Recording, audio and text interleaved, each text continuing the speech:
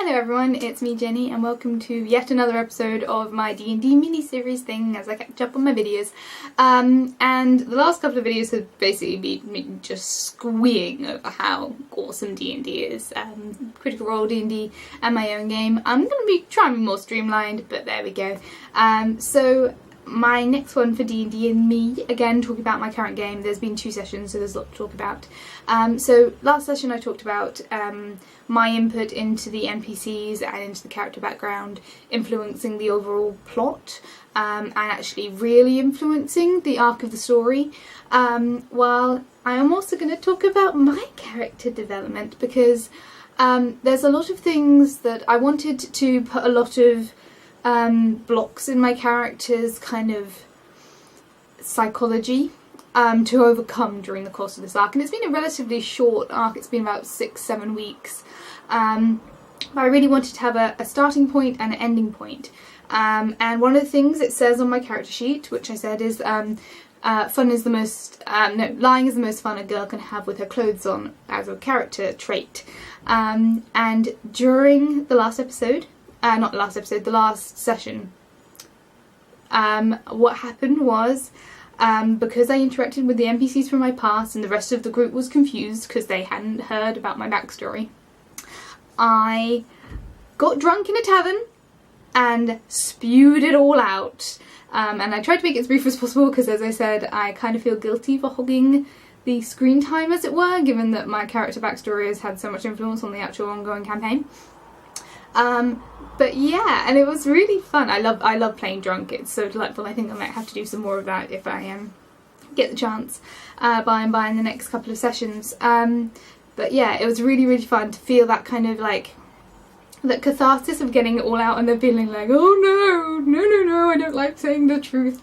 But that's a real character progression. Like my character going from, like, she's gone from not trusting anyone to telling her story to one person who she feels is a kindred spirit, to telling her whole party about her past in full, in truth, rather than she's told them before that she's a noble lady and that she's a priestess and all sorts of things. Like she comes up with the most ridiculous lies, and for the first time she's really told her party everything, and it was horrible for her, and then it felt better, and then it felt horrible, and then she drank and it was happy. And like that level of character progression. Similarly, my character has a aversion to destiny in a world where gods really do exist and really do have power.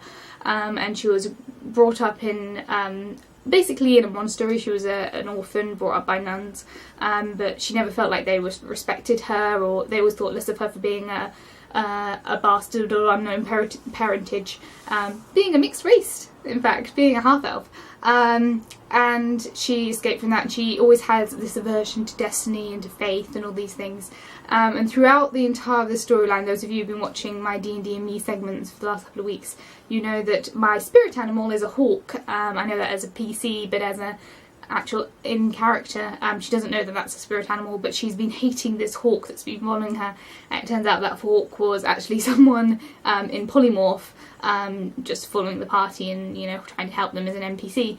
But this episode, now I'm multi-class a druid. Technically as a druid I'm only level 2, so I shouldn't be able to do beast forms that can fly.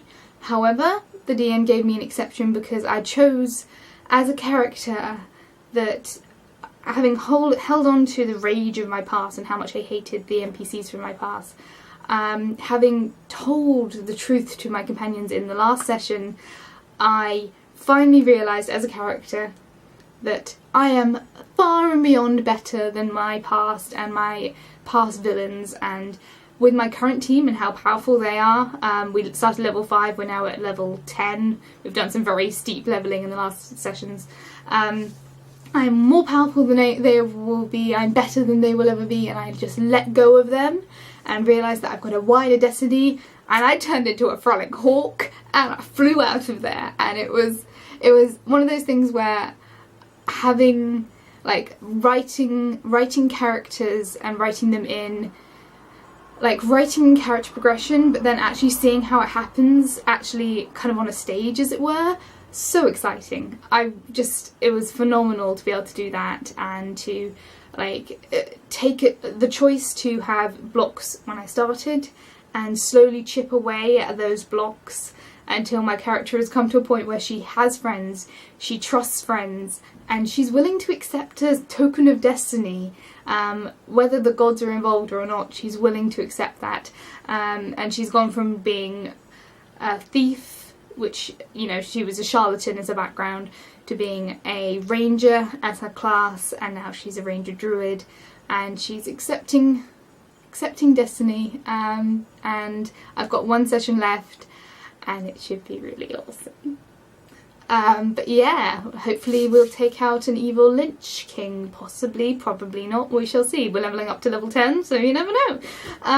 Thank you for watching. Feel free to comment. If you've played D&D, have you ever had some big moments of character advancement?